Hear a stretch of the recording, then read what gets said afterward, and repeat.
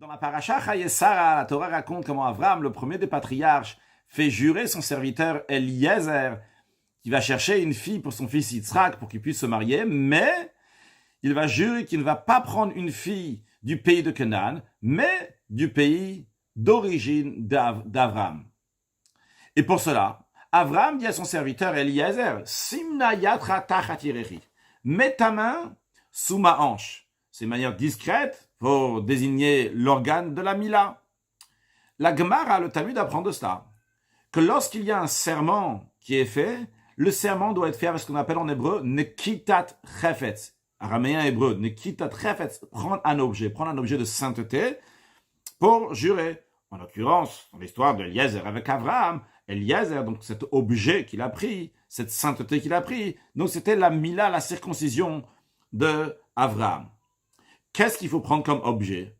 Alors, Rav Papa, un maître du Talmud, dit il faut prendre un Sefer Torah, un rouleau de Torah au moment du serment. S'il a pris quelque chose d'autre qu'un rouleau de Torah, eh bien, le serment n'est pas valable. Si un juge a fait jurer quelqu'un sans le rouleau de Torah, eh bien, il doit recommencer. Parce qu'il est Toeh Bidvar Mishnah, il se trompe dans quelque chose qui est évident, et donc il doit recommencer à faire le serment. Ça, c'est l'opinion de Rav Papa, que le serment peut être fait uniquement si la personne tient un rouleau de Torah. Concrètement, la Gemara, le Talmud, ne retient pas l'opinion de Rav Papa. Elle retient que la manière qu'il faut faire le serment, c'est avec un Sefer Torah, mais c'est lechatchila, c'est-à-dire a priori. Quand quelqu'un vient se présenter au tribunal, il faut lui donner un Sefer Torah en main pour qu'il va faire le serment. Si Bedi Eved, si a posteriori, on lui a pas donné un Sefer Torah, mais on lui a donné des téphilines, eh bien, le serment est aussi valable. Et la Gemara rajoute que lorsqu'il s'agit d'un Talmid Chacham, d'un érudit en Torah, eh bien, même si les Khatrila, on peut lui donner, les Khatrila, depuis le début, a priori, quand il vient, se présente pour faire un serment, eh bien, on lui fait faire le serment avec des téphilines directement. Il n'y a pas besoin de Sefer Torah et sinon des téphilines. Il peut prendre les Khatrila depuis le début, il peut prendre des téphilines. C'est pas un Bediavet, c'est pas un a posteriori. Lorsque c'est un Talmid Chacham, c'est un érudit en Torah. Ça, c'est ce que la Gemara, elle dit dans le traité Shavuot, lorsqu'on parle donc des serments. Maintenant, ce qu'il faut savoir, c'est le contexte de la Gemara. Et lorsqu'on parle, donc il faut faire une kitat chefetz, prendre un objet au moment du serment, c'est uniquement dans un serment bien particulier. Un serment d'un modé ben miktzat, de quelqu'un qui a avoué partiellement. Expliquons un peu plus. Lorsque Reuven, par exemple, vient chez Shimon et lui dit « Shimon, tu me dois 100 euros. » Eh bien, si Shimon il dit je te dois 0, eh bien, il n'a pas besoin de jurer. En effet, le Talmud dit que la règle elle est que en Adam ispanav nifne bal chovo, qu'un homme n'a pas un si grand affront devant quelqu'un qui lui doit de l'argent, devant son créancier pour lui dire je te dois 0. Mais si il lui dit je te dois seulement 50, là il est modé ben miktzat. Shimon a avoué partiellement sur sa dette. Reuven lui demande 100 et Shimon dit je te dois que 50. Il est modé, il avoue ben miktzat sur un peu, sur une partie. Dans ces cas-là, la Torah dit qu'il doit jurer. Et c'est dans ce contexte-là, dans le contexte de modé ben miktzat, quelqu'un qui avoue partiellement, que là, il doit jurer. Comment il doit jurer? Bin kitat chefetz, en prenant un objet dans la main. Alors, sur ça, le rabbi demande deux questions. La première question que le commentaire de Tosfot aussi demande, il dit un instant, pourquoi on dit que le serment avec nekitat chefetz, avec un objet, c'est uniquement lorsqu'il y a le modé bemiktzat, quand quelqu'un il avoue partiellement. Mais un instant, chez Avraham Avinu, il n'y avait pas là-bas de modé bemiktzat, c'était un serment tout à fait général, tout à fait simple. Et Avraham a fait jurer quelque chose à son serviteur Eliezer, et il lui a dit, il a pris un nekitat chefetz, il a pris un objet. Mais si on apprend ça donc du serment d'Avraham Avinu, on devrait l'apprendre pour tous les serments. Pas seulement lorsqu'il y a un serment de modé bemiktzat, mais je ne vais pas traduire à chaque fois dans la suite modé bemiktzat, donc qui avoue partiellement. Pas seulement dans ce cas-là qu'il faut nekitat chefetz pour prendre un objet saint, mais dans tous les serments. Par exemple, Shavuot bitouy, un serment quand quelqu'un il s'exprime, il jure qu'il va manger, il jure qu'il l'a mangé, il jure que telle chose ne s'est pas passée ou que telle chose ne va pas se passer, il ne va pas faire. Dans ces cas-là aussi, il devrait prendre un objet dans la main. De même quand il fait Shavuot apikadon, lorsque quelqu'un il jure à quelqu'un d'autre. Et si Reuven vient chez Shimon et dit tiens, je t'ai donné ça à gager, je t'ai donné un picadon, je te donnais en dépôt telle et telle chose, et Shimon dit non, jamais de la vie. Et il jure sur ça. Et bien dans ce cas-là aussi, Shimon devait prendre un Nekitat Chafetz, de prendre un objet. Pourtant, non. Pourtant, la Nekitat Chafetz, prendre un objet saint, c'est uniquement dans le serment de Modé Bemiktzat. Pourquoi? A priori, la source de ça chez Avram Avinu n'était pas un Modé Bemiktzat. Deuxième question. Comment on peut apprendre de Avram Avinu qu'on doit prendre un Sefer Torah ou des Tfilin? Chez Avram Avinu, il n'y avait ni Sefer Torah, ni Tfilin. Comment on déduit qu'on doit prendre un Sefer Torah et des Tfilin? Le Rabbi va nous expliquer ça sur le plan spirituel, étape par étape. Tout d'abord, qu'est-ce que représente spirituellement la notion de shvua d'un serment? Serment en hébreu se dit shvua, mais shvua vient aussi du langage de sova. En effet, en hébreu, quand on écrit le shin vet ayin, donc ça peut se lire shvua, ça peut se lire aussi sova. Je ne dis pas comment on écrit exactement, mais en tous les cas, les lettres principales sont le shin vet ayin, le shin qui peut se lire aussi en sin. Donc à la place de shvua, de sova, sova qui veut dire rassasié, une satiété. La notion de shvua, ça veut dire que Hachem donne des forces exceptionnelles aux Juifs qui se trouvent ici-bas, des choses qui dépassent. Et Hachem les donne, il nous rassasie. Et d'ailleurs, cette notion-là de jurer et qui nous donne des forces, ça peut expliquer aussi pourquoi quelqu'un peut faire un serment, on peut jurer qu'il va faire une certaine mitzvah. A priori, à quoi ça sert de jurer qu'il va faire tel et tel commandement? Il est déjà juré au Mont Sinaï. Chacun de nous, on est tous au Mont Sinaï, on a juré qu'on allait faire tous les commandements. Quelle est la nécessité de jurer? Eh bien, parce que quand on jure, ça donne une force spirituelle, donc encore plus forte que ce qu'il y avait jusqu'à présent. D'ailleurs, c'est aussi l'explication qu'on dit qu'avant que notre âme divine descend dans le corps, Mashbi'in oto tei tzadik val tei rasha, on fait jurer notre âme divine, soit un tzadik, soit un pieux, et ne soit pas un mécréant. Quel est le sens de ce serment? Le sens de ce serment-là, c'est pour nous donner la force. C'est pas juste pour nous faire jurer, c'est pour nous donner la force. Quand on va venir ici-bas, on va faire notre rôle. Donc ça, c'est la notion de shvua. Shvua, sova, satiété, une force particulière qui nous est donnée. Maintenant, même si cette force particulière nous est donnée, mais nous avons besoin d'un moyen. Comment capter, comment nous imprégner de cette force divine? Comment on va la prendre? Ok, cette force-là, qui est très très haute, se trouve là. Mais nous, on veut l'amener vers nous. Comment on fait? Pour cela, il y a besoin des mitzvot, de mitzvah, commandements de Dieu. En effet, Dieu dit à propos des commandements, Kabdou ta mitzvot, respectez les mitzvot, Shem shluchai, les mitzvot sont mes délégués. Et la règle elle est que shlucho shel adam kemoto, le délégué du mandataire, c'est comme le mandataire, c'est-à-dire que les mitzvot, c'est comme Dieu, c'est le délégué de Dieu, donc c'est comme Dieu. Donc si moi je veux m'attacher à Dieu pour prendre cette shvua, cette force spirituelle qui est très très haute, je veux me l'adapter, je veux la prendre pour moi, eh bien pour cela j'ai besoin de mitzvah, de prendre quelque chose qui est une mitzvah, et par cela cette mitzvah va me rattacher à cette force divine, et ça va faire que cette force spirituelle très haute va venir dans moi par la mitzvah. Et c'est la raison pour laquelle qui a besoin au moment d'un serment, Nekitat Chafetz, prendre un objet de mitzvah. Cette mitzvah va me donner la force de prendre cette force spirituelle et l'imprégner dans moi-même. Donc en deux mots, ce qu'on a dit pour l'instant, c'est que le serment, ça représente des forces divines très très hautes. Ces forces divines, ces forces spirituelles, il y a besoin qu'ils se rattachent à moi. Comment je fais pour qu'ils vont se rattacher avec moi qui fais le serment? Pour cela, je prends un objet, une mitzvah. Le fait de prendre une mitzvah, eh bien, ça fait que cette force spirituelle va s'attacher à moi. Mais ça explique seulement pourquoi il y a besoin de prendre une mitzvah. Mais ça n'explique pas encore pourquoi il y a besoin de prendre un Sefer Torah ou bien des tefilin. Alors pour cela, allons un peu plus loin. Ce que nous avons expliqué jusqu'à présent, c'est que cette force divine, l'expression exacte dans la sikha, c'est kochot shel mal, les forces d'en haut. Pour faciliter, je veux dire donc les forces divines, ce qui n'est pas faux. Donc ces forces divines-là, pour qu'ils s'adaptent à moi, il y a besoin d'une mitzvah, d'un commandement. Mais ça doit aller encore plus loin. Ça doit aller dans le monde aussi. En effet, c'est pas seulement à l'être humain qui reçoit cette force-là, mais il doit aussi influencer le monde. Il est dit que Dieu n'a rien créé en vain. Quand on dit que Dieu n'a rien créé en vain, ça veut dire que dans n'importe quel endroit où le juif se trouve, il doit faire que la matière, toutes les choses avec lesquelles il a un lien avec, tous les objets vont devenir kadosh, vont devenir saints. Et pour cela, il y a besoin d'utiliser le serment. Il y a besoin d'utiliser ces forces divines pour influencer le monde entier. Et pour ça, donc, c'est pas suffisant que ces forces divines vont venir chez moi, l'être humain. Il y a besoin qu'ils vont aller et se connecter aussi au monde.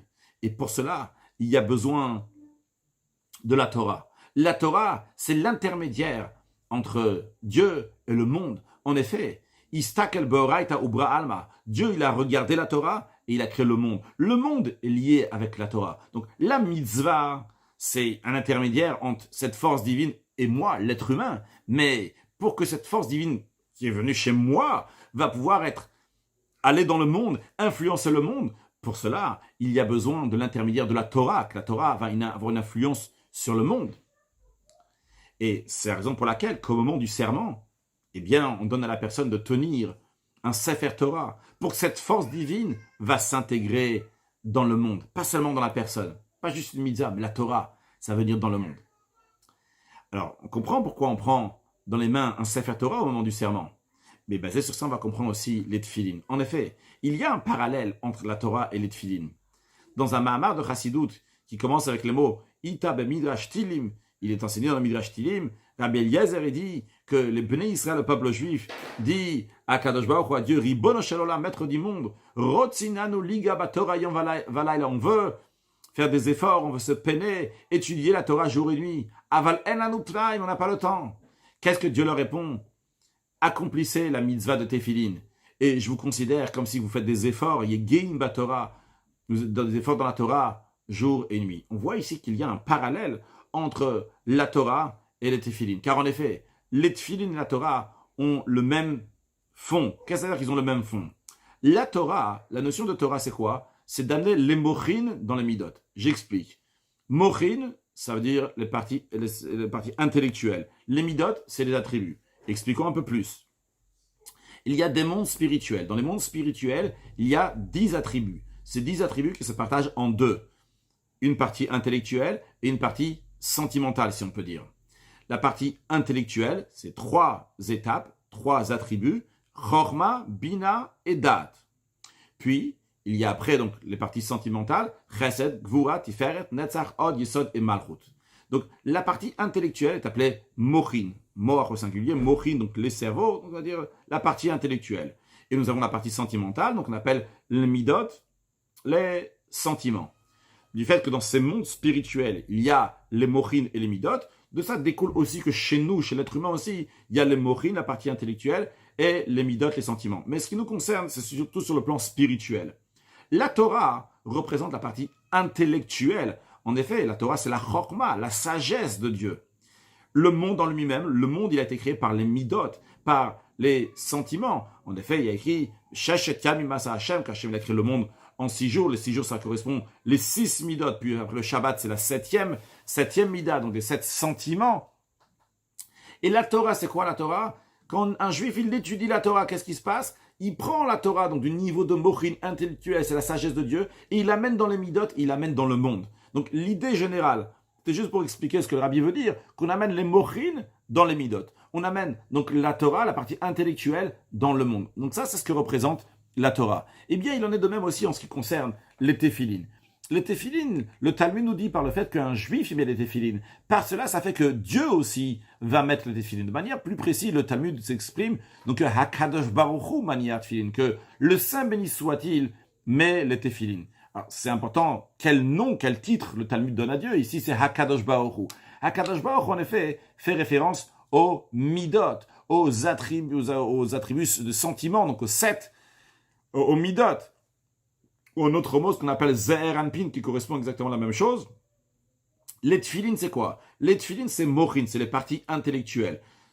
Et pour expliquer un peu plus, qu'est-ce que ça veut dire que les tefilines, c'est les parties intellectuelles? Les tefilines, il y a 4 parchemins dans les tefilines. Les 4 parchemins correspondent aux 3 facultés intellectuelles. En effet, dans les facultés intellectuelles, nous avons Chorma, Bina et Dat. En quelques mots, Chorma, c'est le flash, l'idée générale du sujet à développer. Le Bina, c'est déjà le développement du sujet, donc en long et en large. Dans la Chassidut, ça donne l'exemple comme un père et une mère. Le père qui donne juste la goutte et la mère qui va développer cette goutte. Donc ça, c'est Chorma et Bina, les 2 premières facultés intellectuelles. Même après qu'on a bien développé tout le sujet. Mais imaginons que je suis un juge, il y a 2 personnes qui viennent, ils m'ont dit chacun donc ce qu'ils avaient à dire. Et moi, je réfléchis, j'ai le sujet en long et en large, et j'ai des pour l'un, j'ai des pour l'autre, j'ai des contre pour l'un, des contre pour l'autre. Je n'ai pas encore de quoi décider. Est-ce que je vais dire toi oui, toi non, toi tu as raison, toi tu as tort. pour ça, je suis encore dans le monde du raisonnement tant que je suis encore dans les 2 premières facultés intellectuelles. Et bien justement pour cela, il y a besoin du date. Le date qui va concrétiser. Et dans le date, il y a un potentiel aussi bien de dire oui, aussi bien un potentiel de dire non. Donc dans le date, bien que c'est une seule faculté intellectuelle, la 3e faculté intellectuelle, mais dans elle-même, elle inclut donc le chesed et la gvoura, la bonté et la rigueur. Le fait de dire oui, c'est kasher, c'est bon, et Zakai, la personne, elle est méritante, ou bien le non, la gvoura, la rigueur, c'est pas kasher, c'est disqualifié, tu es coupable. Donc il y a les deux dans le date. Donc c'est juste pour expliquer que dans les mochines, quand on parle des tefilines, il y a ces 4 parchemins qu'il y a dans les tefilines, et c'est pas le contexte maintenant d'expliquer comment ces parchemins correspondent à Chochma, Bina, Dat et le Dat, comme ils se partagent en Chesed et Gvura, mais en tous les cas, il y a dans ces 3 facultés intellectuelles, il y a ces 4 parchemins des tefilines. Donc les tefilines, ça représente la partie intellectuelle. On nous dit que Hakadosh Baruch Hu manière tefilin. Hakadosh Baruch Hu, c'est quoi? C'est Kadosh, bien qu'il est saint, mais il est Baruch Hu. Baruch, en hébreu, littéralement, veut dire béni, mais Baruch vient aussi du langage Hamavrich et Agafen, quelqu'un qui marcote un arbre. Marcoter un arbre, c'est qu'on prend la branche et on la fait rentrer dans la terre. Donc, l'idée, c'est quoi? C'est cette doucha, cette sainteté va rentrer, va se rabaisser, va aller plus bas. Donc, quand on dit Akadosh Baruch Hu, cela ne fait pas référence au morin, à la partie intellectuelle, mais ça fait référence au midot. Donc, encore une fois, de tout ça, on parle. Dans les mondes spirituels, il y a morin et midot, partie intellectuelle, partie sentimentale. On a dit que la Torah, en elle-même, c'est intellectuel, mais par le fait qu'on étudie la Torah, par cela, on l'amène dans le monde, donc on l'amène dans les midot. De même, les tefilines. Quand nous, on met les tefilines, eh bien, Hakadosh Baruch Hu manière tefilin. Dieu met les tefilines. Qu'est-ce que ça veut dire? Les tefilines, c'est les morin, et ils se posent, ils sont mis sur Hakadosh Baruch Hu. C'est-à-dire que les morin, les tefilines, se pose sur les midot, donc s'intègre dans les midot, dans Hakadosh Baruch Hu, il met les tefilines.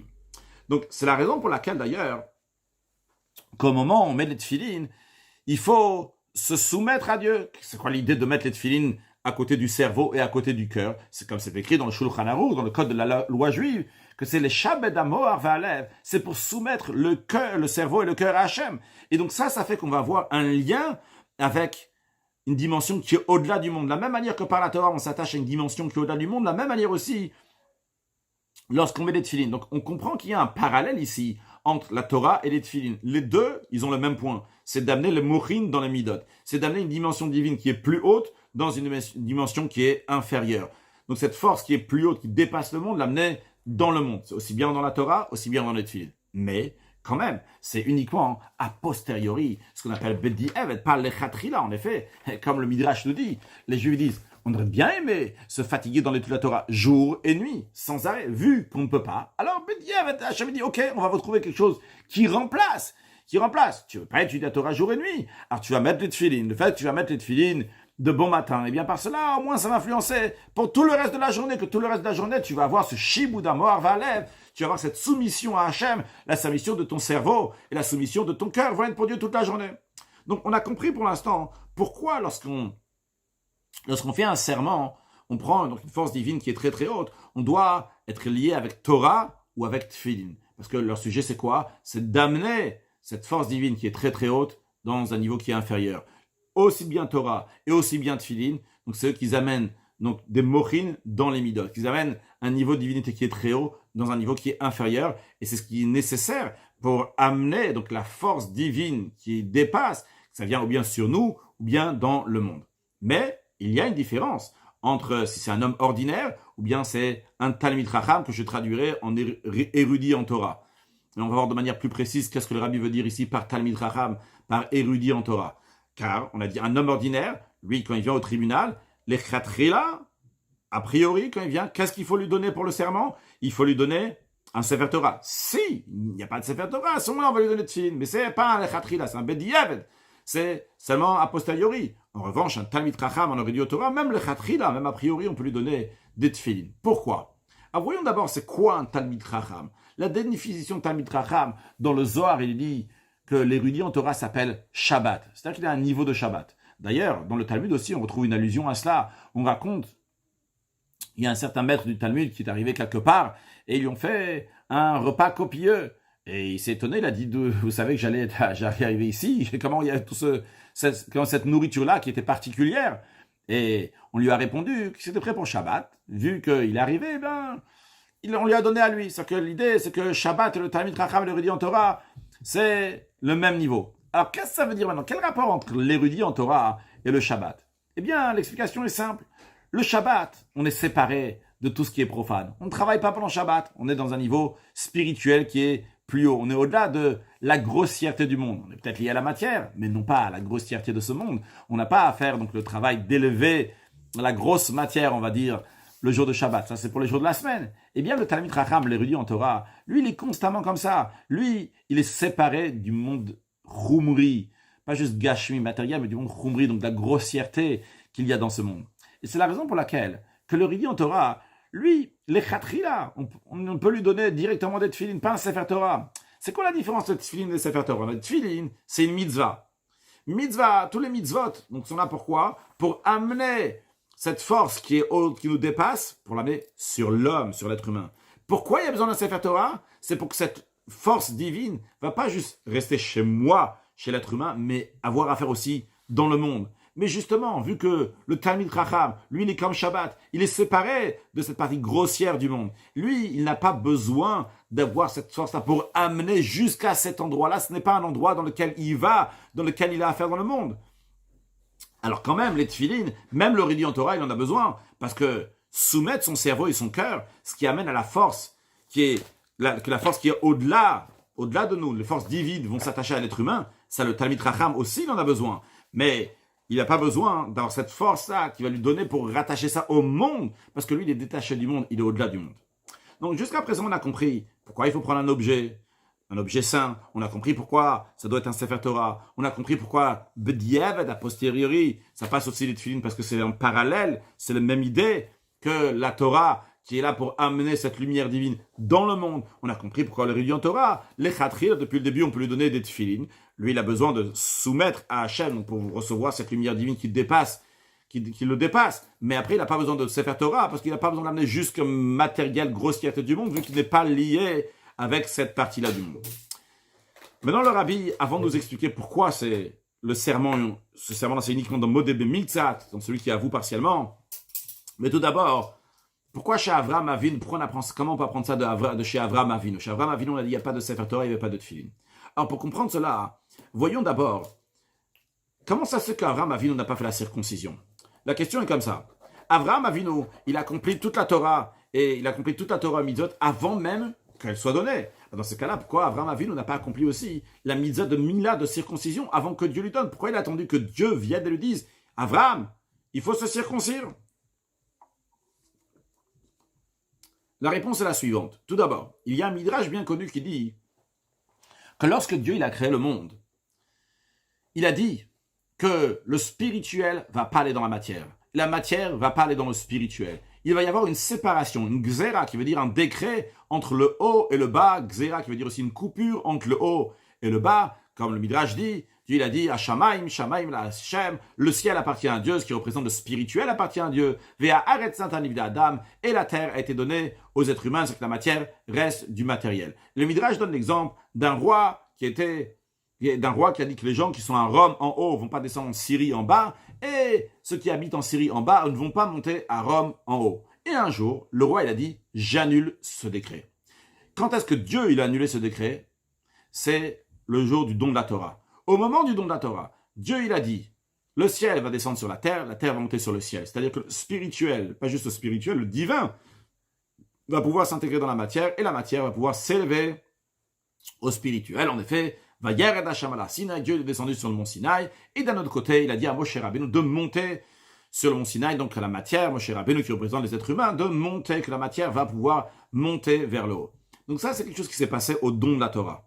Avant le don de la Torah, il n'y avait pas de lien entre le spirituel et le matériel. Les patriarches avaient beau à faire des choses extraordinaires, mais leur matériel restait un matériel simple et ordinaire, et non pas avec une sainteté. Uniquement nous, après le don de la Torah, après que Dieu il a dit « Anochi havai Elokecha » je suis l'Éternel ton Dieu, celui qui donne la force d'amener le Anochi, l'essence de Dieu dans le monde, à ce moment-là, nous avons la force d'amener dans la matière un changement. Mais ce que les patriarches ont fait, il ne pouvait pas y avoir un changement. En effet, tout ce que les patriarches ont fait, c'était par leur propre force. Ce n'était pas par ordre de Dieu, c'est eux, ils ont décidé de faire. Quand un être humain il décide de faire, il peut monter très très très haut, mais finalement il y a une certaine limite vu que ça vient par des forces humaines. Uniquement après le don de la Torah, lorsqu'il y a eu ici des forces divines, que Dieu il a dit, maintenant vous avez le feu vert, la possibilité d'amener la sainteté dans le monde, eh bien à ce moment-là, on peut changer la matière. Alors ça, c'est des belles qualités pour nous qui sommes après le don de la Torah, et les patriarches n'avaient pas ça. Mais sinon on peut faire des choses. Il ne faut pas oublier que c'est grâce aux patriarches. Maaseh Avot, Siman Labanim. Ce qui s'est passé avec les patriarches, c'est un signe, et en réalité pas seulement un signe, mais c'est une force pour les descendants, pour les enfants. Si nous avons la force d'amener l'essence de Dieu dans la matière, c'est parce que les patriarches aussi avaient cette qualité. Mais a priori, on vient de dire que les patriarches n'avaient pas cette qualité, s'il n'y avait pas encore le don de la Torah. Eh bien justement, pour que nous allons avoir la force des patriarches, de recevoir un ordre divin, et à travers ça, donc pouvoir amener la divinité dans la matière, élever la matière, pour cela, il y avait besoin que les patriarches aussi, en l'occurrence Avraham Avinu, va recevoir un ordre du même genre, un ordre qui vient de Dieu et qui va atteindre la matière et qui va élever la matière. Quel était cette mitzvah, ce commandement? C'est le commandement de la Mila, la circoncision. C'était l'ordre de Dieu, comme nous avons reçu l'ordre de Dieu de faire les mitzvot et d'élever la matière. Et deuxièmement, c'était un ordre de Dieu qui était lié avec la matière et élever la matière. Et à ce moment-là, Avraham Avinu, il a amené cette doucha, cette sainteté dans le monde. Et donc c'était une mitzvah que lui ne pouvait pas prendre sur lui-même. Parce que le but de cette mitzvah-là, c'était pour préparer tout ce qu'il allait avoir après pour les générations à venir. Pour les générations à venir, il y avait besoin d'une mitzvah. Premièrement, c'est un ordre de Dieu. Et deuxièmement, qui va être lié avec la matière, qui va amener la sainteté dans la matière. Et que cette sainteté va rester. Parce que les patriarches, lorsqu'ils faisaient les commandements, eh bien, même s'ils avaient affaire avec la matière, mais après la sainteté partait, on a dit. Eh bien, il fallait là ici une mitzvah que la sainteté va rester. Et ça, c'était la mitzvah de Mila, la circoncision.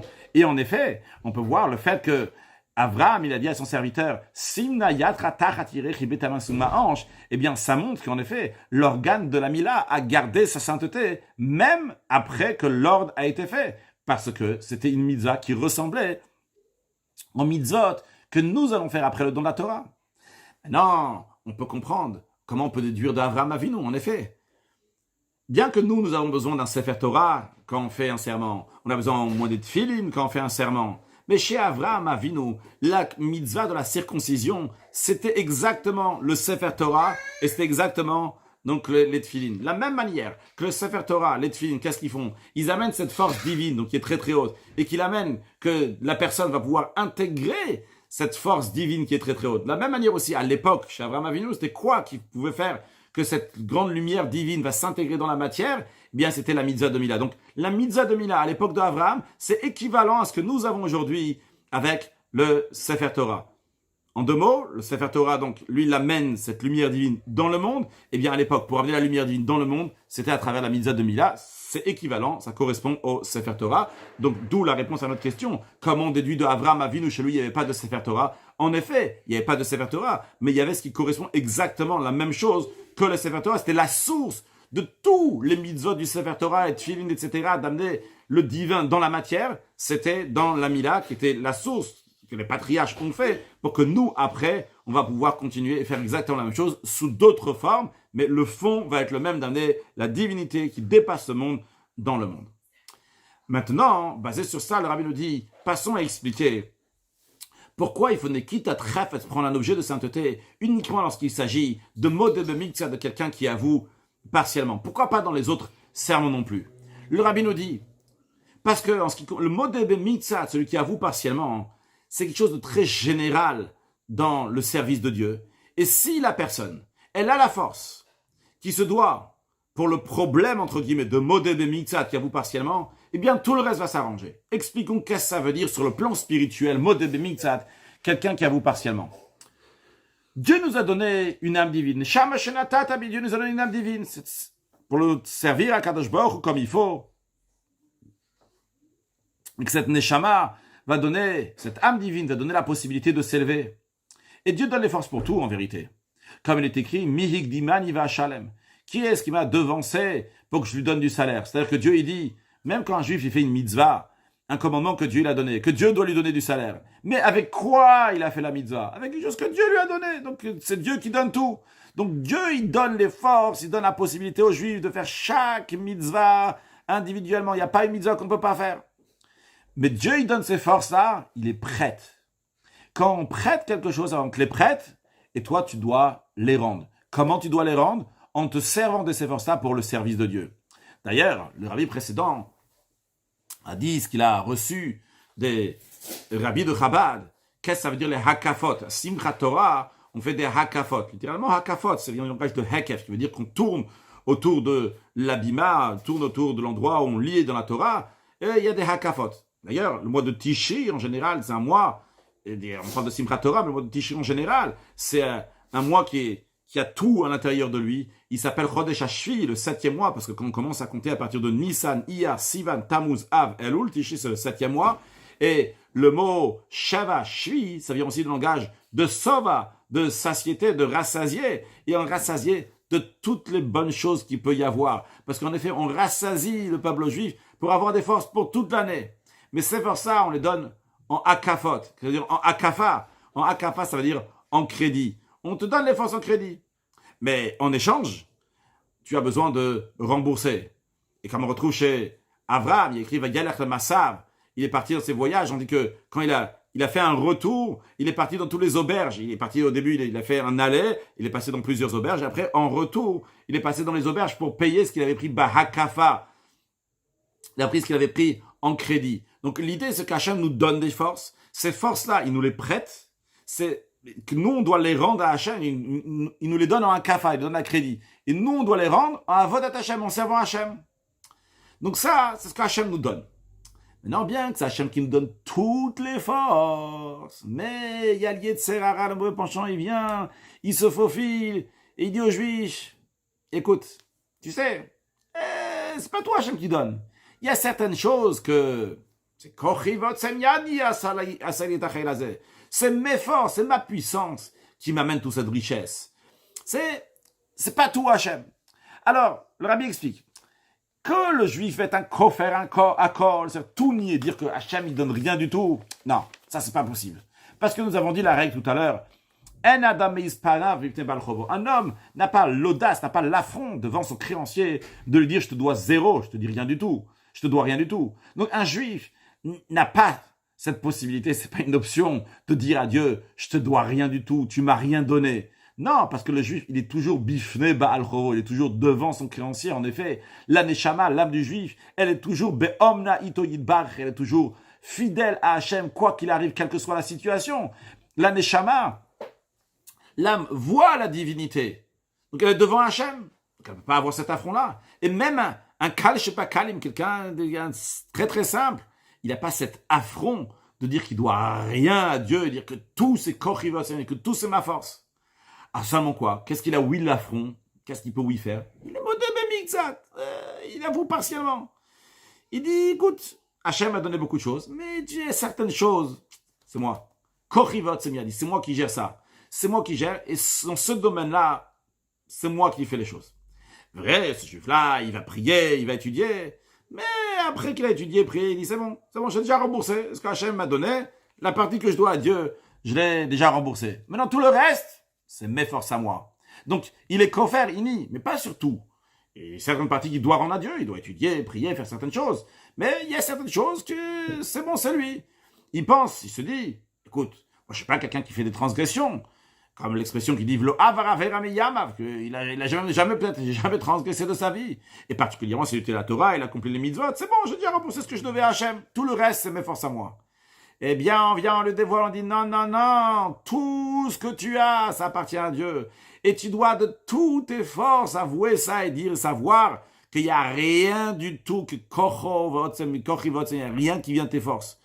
Tu dois de toutes tes forces à Hachem et tu dois tout rendre à Hachem. Et c'est ça, ce serment-là qu'on donne à Modé Bemiktsat. À celui qui avoue partiellement, il dit, certaines choses, je dois à Hachem. On dit, non, on va te faire une choua, on va te faire jurer, c'est-à-dire qu'on va te donner des forces d'en haut, on va te faire un plein que tu vas réaliser que tout appartient à Dieu. Il n'y a pas comme ça qu'il y ait juste une partie appartient à Dieu. On va te donner des forces. C'est Dieu qui va donner ces forces-là pour arriver à reconnaître, réaliser que tout vient de Dieu. Et donc, tu dois tout prendre, tout ce qu'il y a dans le monde, en faire la divinité. Parce que tout appartient à Dieu. Et quand on amène cette force-là dans le monde, eh bien à ce moment-là, ce monde-là commence à appartenir à l'être humain comme il se doit. C'est-à-dire, la Gemara, elle dit, il y a écrit Hashamayim Shamayim Lachem, que le ciel appartient à Dieu, et qu'il y a un autre, il y a écrit Va'aretz Satan Livnei Adam, que ça appartient à l'être humain. Comment ça peut appartenir à l'être humain? Tout appartient à Dieu. Eh bien, la Gemara, elle dit qu'une fois que la personne a fait la bracha, la bénédiction avant de manger, eh bien à ce moment-là, ça appartient à l'être humain, il a le droit de s'en servir. Le bracha, ça veut dire du langage hamavrir. Hamavrir, donc comme on a dit tout à l'heure, c'est marcoter, donc c'est amener du haut vers le bas. À ce moment-là, lorsque quelqu'un il fait une bracha, à ce moment-là, il y a certains sujets donc ils passent. Ils étaient au monde, mais ils passent à l'être humain. Et ils passent à l'être humain, bien sûr, pour que lui, après, il va les prendre et les élever à Hachem. Et c'est ça, donc, le plus gros problème qu'il peut y avoir, c'est le problème de Modébé Miktsat. De réaliser que tout appartient à Dieu. Quelqu'un, il dit, bon, pas tout exactement, il y a certains domaines dans lesquels c'est moi qui gère. Sur ça, on lui donne des forces, on lui dit, écoute bien, tout appartient à Dieu et tu dois l'avouer de toutes tes forces. On va te faire une choix, on va faire un serment pour ça. Alors, de la même manière que quand on fait un serment, dans le sens littéral, il y a besoin d'un Sefer Torah, il y a besoin d'être filin au moins. La manière aussi sur le plan spirituel. Le khatrila, comme les choses se passent bien, il faut un Sefer Torah. C'est un Sefer Torah, c'est faire des efforts dans l'étude de la Torah jour et nuit. Parce que la Torah, c'est elle qui donne la force de rattacher le monde avec la divinité. Comme on a dit, c'est ça la particularité de Matan Torah. La particularité de Matan Torah, ce n'est pas les infos, les informations qu'il y a à Matan Torah. Mais c'est le don que Dieu nous a donné, cette possibilité de pouvoir rattacher le matériel avec le spirituel. Et d'ailleurs, la Torah aussi, dans le sens simple, Torah, c'est le langage de Hora, qui veut dire un enseignement. La Torah vient nous enseigner des règles, comment il faut se comporter dans la vie pour faire la volonté de Dieu. Maintenant, si quelqu'un n'a pas la possibilité, il ne veut pas, il est guié à Torah Yom Valayla, de s'efforcer, de faire des efforts dans la Torah jour et nuit. Alors on dit au moins, au début de ta matinée, au début de ta journée, Shibuda Moar Ve'alev, mets les tefilin, soumets ton cerveau et le cœur. Et par cela, après, tout le reste de ta journée, toutes tes affaires, ils vont te baser sur ce qui s'est passé au début de la journée, que tu as soumis ton cerveau et le cœur à Hachem. Et par cela, que la personne, il prend un Sefer Torah avec lui. Il prend des tefilin avec lui. Eh bien, ça fait qu'à la place qu'il est modèle de Mitzat, qu'il avoue partiellement, eh bien, par cela, maintenant, il va devenir un modèle de Kulo. Il va avouer surtout. Il va réaliser qu'en effet, il n'y a pas juste 50-50, ou une partie qui est à moi, une partie qui est à Dieu. Tout appartient à Dieu.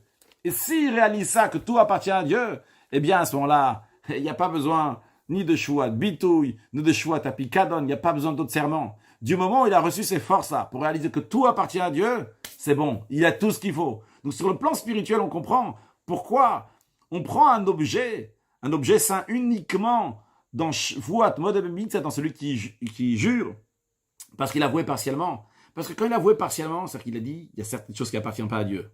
Si on le fait jurer, on le fait réaliser que tout appartient à Dieu, il n'y a plus besoin d'autres Shvuot, il n'y a plus besoin d'autres serments, il n'y a plus besoin d'autres forces d'en haut. On lui a tout donné, ça il a tout compris. Tout appartient à Dieu. Basé sur tout ça, le rabbi nous rajoute encore un petit détail en ce qui concerne cette notion de Shvua. On l'apprend donc, Eliezer, le serviteur d'Abraham, a juré à Abraham. Pourquoi? Pour le mariage de Yitzhak.